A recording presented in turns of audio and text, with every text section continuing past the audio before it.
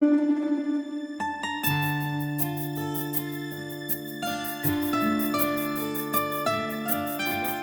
tenemos 4 autores y quisiera comenzar con Carlos, preguntarle qué inspiró o cuál fue la génesis de su relato en la antología. Y el relato está en la página 25 de nuestra antología, Relatos Entrecruzados, y en la página 25 encuentran De vuelta a la universidad. Silvia. Bueno, sí, Carlos Somocurcio estudió Economía en la Universidad Nacional Mayor de San Marcos en Lima, Perú. En el 2009 obtuvo una mención honrosa con el cuento Un hombre de éxito en el 6º concurso de cuentos Nuestra Palabra en Toronto. Es autor de la novela El futuro ya no es lo que era antes. Carlos, tienes la palabra. Bienvenidos todos. La inspiración para ese relato en particular, Ramón, Sí. fue algo que en cierto modo me sucedió personalmente. Pero tú no tienes 50 años, viejo. Estoy llegando. Ahí. Lo que pasa es que las experiencias personales muchas veces pueden devenir en cuentos o historias, solamente hay que cambiar un poquito nada más, ¿no? Entonces, efectivamente, yo fui a McMaster cuando estaba haciendo mi curso de Human Resources Management y en vez de hacerlo online como siempre lo hacía, dije, no, pues me doy el salto a la universidad y a ver cómo era. Y me encantó. Y el ambiente universitario me hizo regresar 20 años atrás cuando estaba en la universidad y ver a los muchachos caminando con sus mochilas, sus libros en mano. Y fue una experiencia rejuvenecedora, Sí. ¿no? Hasta que me vi en el espejo. Entonces, yo diría que la inspiración, tanto a mí como a todos nosotros, muchas veces nos viene de hechos cotidianos, Claro. ¿no? Y que le damos un toquecito de fantasía como para hacerlo o más triste, o más interesante, o más, no sé qué expresión usarle, más Bueno, apetecible.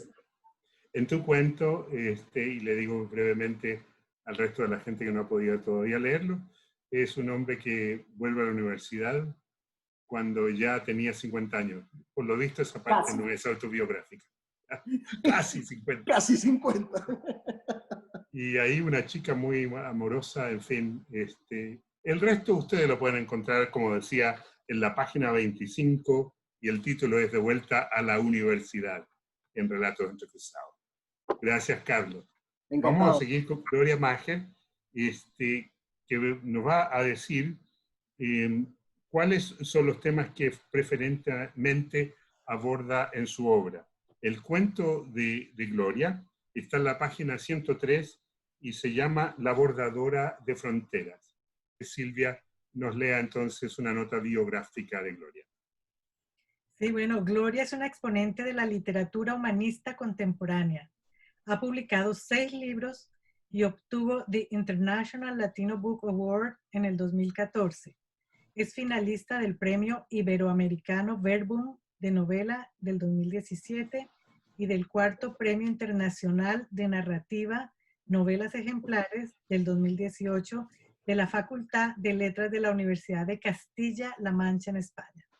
Sus relatos y poesías en español, inglés y francés figuran en antologías y revistas literarias del Canadá y del extranjero. Entonces, Gloria, tienes la palabra. Gracias, Silvia. Bueno, como escritora creo en el poder de la palabra. Para mí es como un deber ético de impulsar la crítica y ser como un portavoz de la condición humana.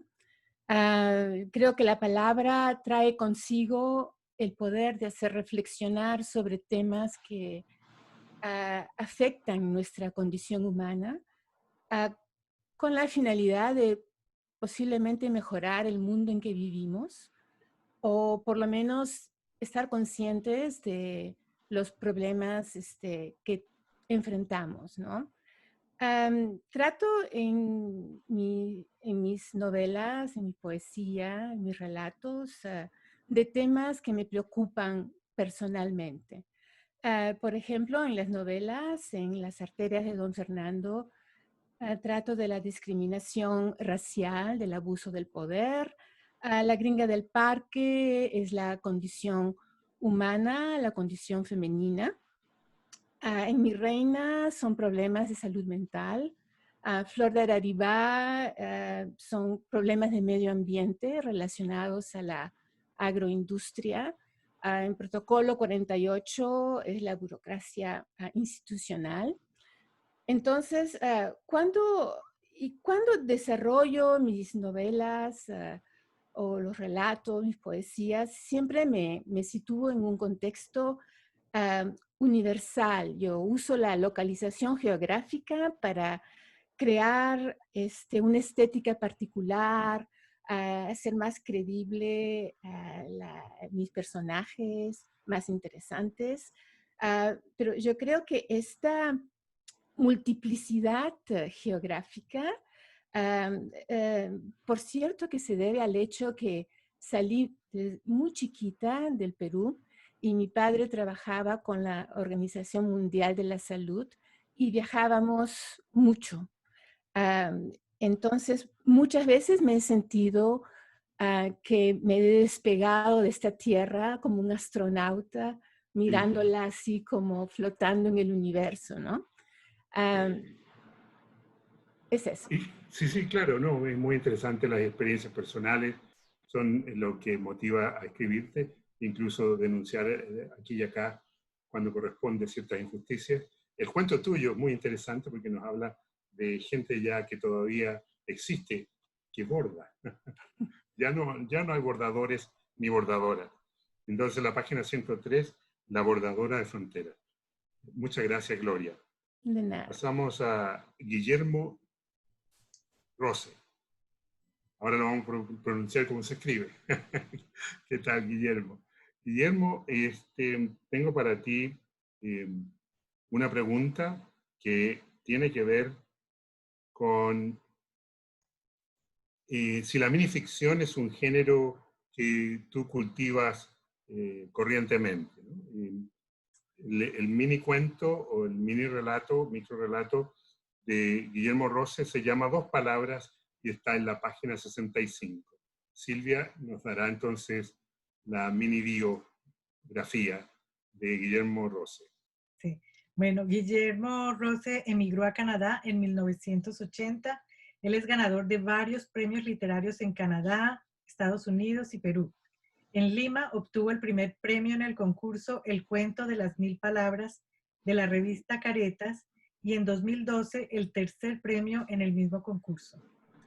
Él organiza desde el 2004 el concurso Nuestra Palabra a nivel Canadá. Ha escrito columnas para varios medios hispanos de Toronto. Entonces, Guillermo, tienes la palabra. Bueno, muchas gracias. En cuanto al género, la mayoría de lo que yo escribo son cuentos. Yo diría que el 90%.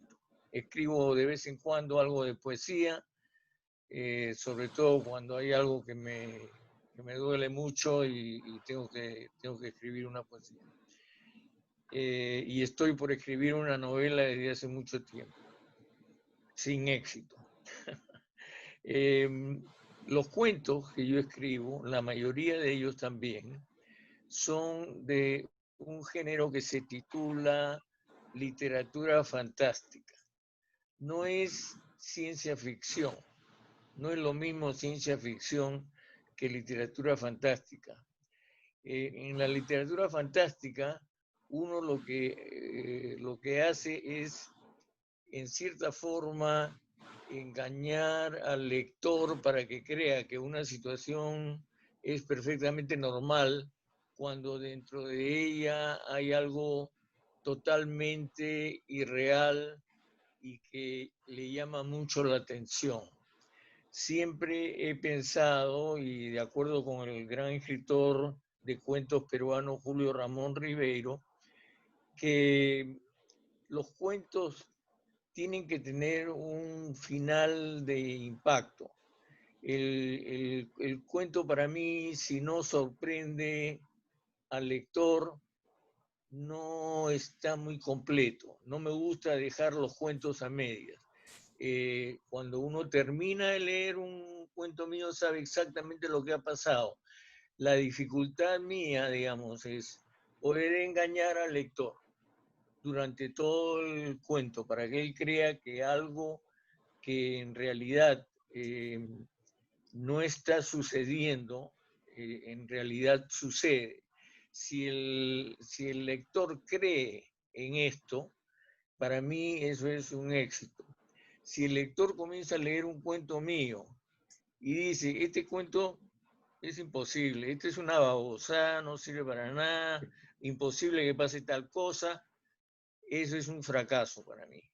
El cuento tiene que estar hecho, a mi modo de ver, de tal manera que engañe al lector permanentemente hasta el final. Eso es lo que yo puedo decir de mis cuentos. Tengo un libro, nada más, que lo publicó Jorge Echeverry hace ya muchísimos años, que se titula Una pequeña duda. Porque... Guillermo, y lo que nos cuenta es tan típico, ¿no es cierto? Por eso que nosotros debemos crear nuestra propia literatura hispano-canadiense. Nos pasa mucho a los escritores chilenos, por ejemplo, que no son muy bien recibidos en Chile. Hay excepciones, por supuesto, no es la regla, pero hay que luchar por crear nuestra propia literatura con las raíces, naturalmente, que nos unen a los países de origen. En este momento, digamos, esfuerzos como la editorial de Silvia, que saca a la luz, yo sé lo difícil que es, saca a la luz un libro. Y ese libro es de autores hispano-canadienses. Me parece fantástico, me parece que impulsa a los autores a continuar escribiendo y a veces hasta escribir mejor. Muchas gracias, Guillermo. Buena. Y me refiero a toda la gente, anoten, porque luego habrá una vuelta para preguntas mientras conversan los autores. Se nos puede ir ocurriendo, o claro, incentivando a hacer las preguntas que tenemos de hace mucho tiempo. ¿Cómo no? A continuación, vamos a llamar a Roxana Orue.